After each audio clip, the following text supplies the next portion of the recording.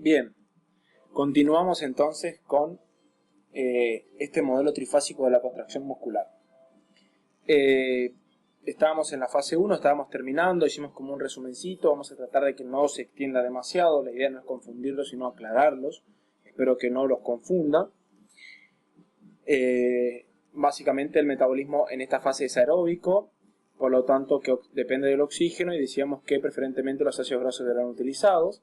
Obviamente que también eso va a depender de una adecuada respuesta muscular, pulmonar, que va a ser la que va a llevar el oxígeno, junto con la adecuada respuesta cardiovascular, la excelente irrigación capilar del músculo, el aumento de la concentración de hemoglobina, el aumento del número mitocondrial y la eficacia de la actividad enzimática intracitoplasmática e intraorganelas, que van produciéndose para provocar el aumento de la producción de ATP. Pero conforme el ejercicio aumenta en intensidad, o conforme aumenta también en el tiempo de hacer el ejercicio, se van reclutando un mayor número de fibras de tipo 2A, y cuando empiezan a participar, por eso aparece este tipo de fibra K2A, cuando empiezan a participar este tipo de fibra 2A, que son de una contractibilidad más rápida, o de tipo intermedia, también la habíamos denominado antes, también aparece el estímulo simpático adrenal un poquito más intensamente, y eso se da a partir también de no solamente el medio que rodea la célula, con la alteración un poco de la homeostasis del medio interno, es decir, hay un aumento del pH, una disminución del pH por aumento de la concentración de protones, que empieza a alterar el medio interno de la fibra, y eso es reconocido por lo que se conocen como metaboloreceptores, es decir, hay receptores metabólicos en la periferia de la célula muscular que empiezan a detectar que el medio empieza a ser desfavorable y empieza entonces a generar estímulos a nivel del tronco y de la corteza cerebral, que empiezan a estimular la liberación de mayor hormonas catecholaminergicas, es decir, mayor adrenalina y noradrenalina, y ambas van a tener efecto de aumentar la contractibilidad del corazón y aumentar la frecuencia cardíaca, entre otras activaciones metabólicas, y también, por supuesto, disminuir la liberación de insulina. Y al disminuir la liberación de insulina, se genera una mayor lipólisis, y al haber mayor lipólisis y utilización de los ácidos grasos, podemos obtener energía de estos. También al disminuir la concentración o la liberación de insulina, de alguna manera promovemos la lipólisis, no solamente a nivel del tejido adiposo, sino también a nivel sistémico. Bueno, ¿por qué? Porque se activa una enzima o promueve la activación de una enzima que a nivel sistémico va a provocar la lipólisis de los ácidos grasos, para que ustedes vayan entendiendo. Es decir, que me dispone a mí de mayor ácidos grasos también. Pero como la necesidad de ATP en esta intensidad de ejercicio es mayor, ¿y por qué es mayor? Porque empiezan a interferir las fibras de tipo 2A, y como son intermedias, gastan ATP en mucho mayor medida que la fibra de tipo 1. ¿Y por qué gastan mayor ATP? Porque tienen una contracción más rápida que la de tipo 1, son de contracción intermedia. Entonces cada contracción gastará más ATP, y por lo tanto empieza a agregarse una mayor necesidad de ATP. Entonces las fibras empiezan a necesitar una mayor producción de ATP, y lo hacen a partir ya no solamente de la beta oxidación, sino a partir de la glucólisis aeróbica, es decir, aquella que requiere el ingreso a la mitocondria y la producción a partir del ácido tricíclico, el ácido o el ciclo de Krebs. Empieza a aportarnos ATP, y esta intensidad va aumentando progresivamente, y eso me va generando también la necesidad no solamente de la glucólisis aeróbica, sino también de la glucólisis anaeróbica.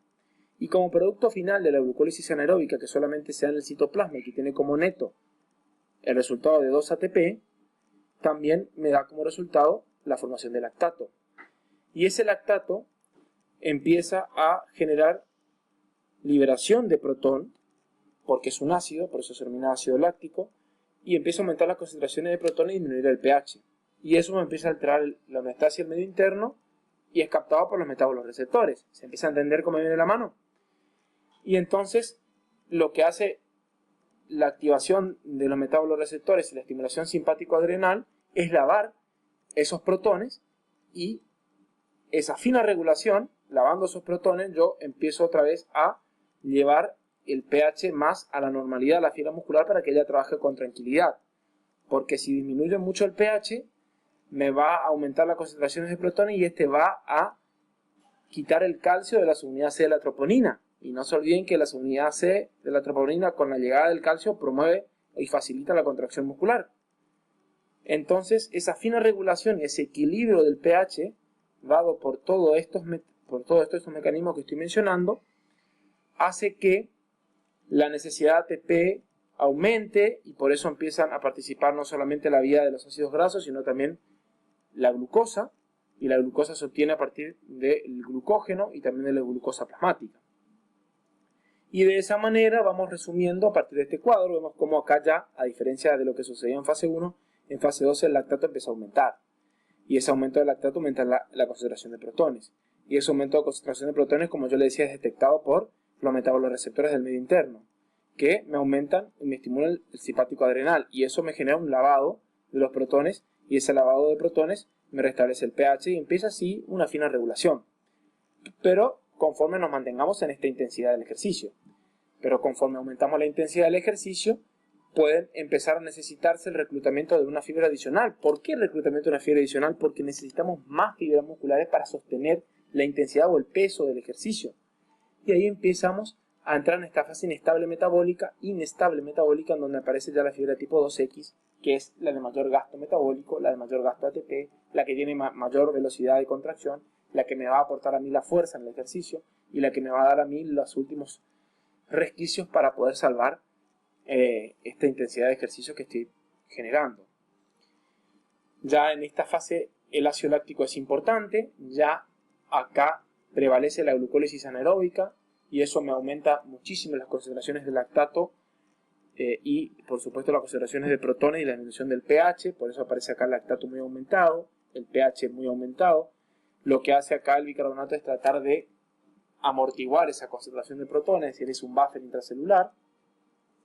Eso me trae como consecuencia, por supuesto, que al disminuir la concentración de bicarbonato, me trae como consecuencia una alteración al medio interno en el potasio, pero eso no vamos a entrar en detalle.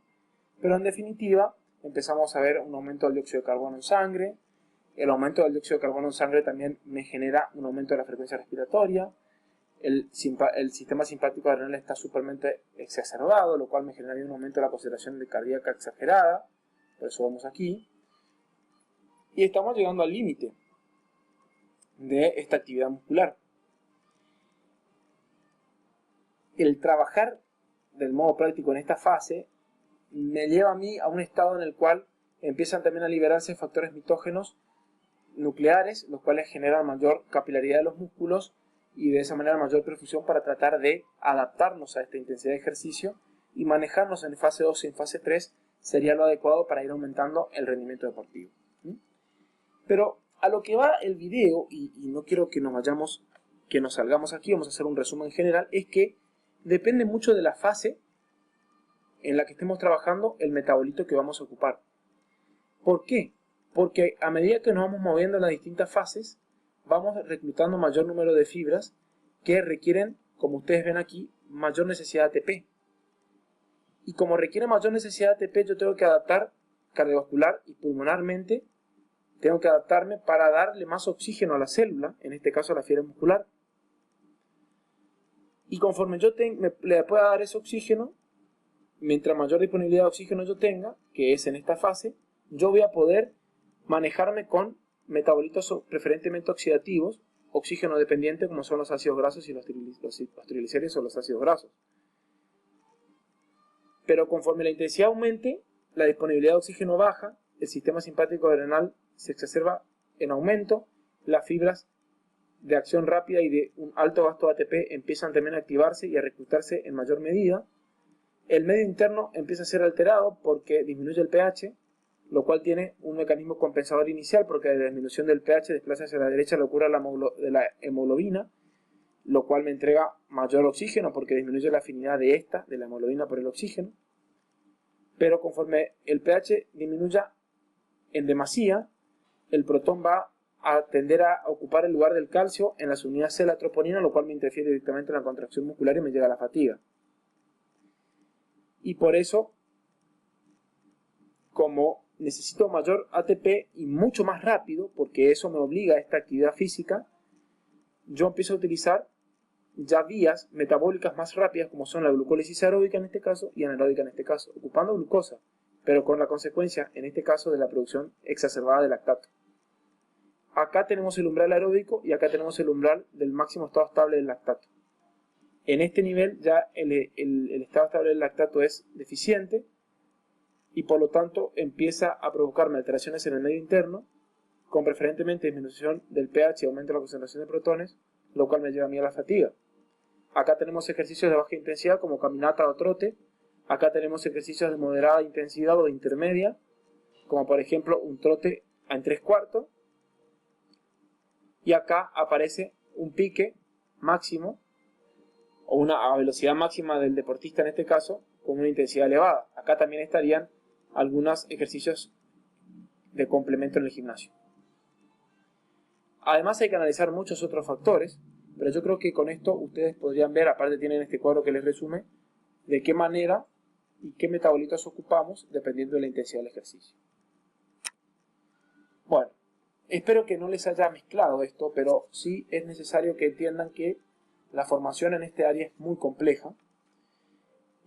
Lo que les traigo acá es que próximamente vamos a hacer clases sobre esto, próximamente vamos a hablar de fisiología del ejercicio, no sé cuándo, no tengo armado esto, pero sí les traigo que me estoy formando en el exterior, especialmente en España y en otros lugares, con cursos a distancia, porque no puedo irme acá porque estoy en el internado rotatorio, pero estamos formándonos y vamos a traer la información más acertada. Y quiero también decirles que no lo estoy hablando porque se me ocurre, sino porque me estoy formando al respecto. Y en tercer lugar, les deseo muchos éxitos en los exámenes. Sé que no es fácil, yo también pasé por algo similar, no es la misma materia, pero es también un nivel de grado estresante importante. Así que bueno, en lo que pueda ayudarlos, y en un futuro, el año que viene ya no estaré acá en Corrientes, si Dios quiere estaré en Buenos Aires, pero desde allá también vamos a estar, cuando nos hagamos tiempo, vamos a estar llevándolos a la distancia. Les recuerdo que este es mi canal, está iniciándose y va a ser, como siempre les digo en todos los finales de los videos, de muy buena ayuda que compartan y pongan me gusta y se suscriban. Ahí abajo tienen para suscribirse. Bueno, muchos éxitos.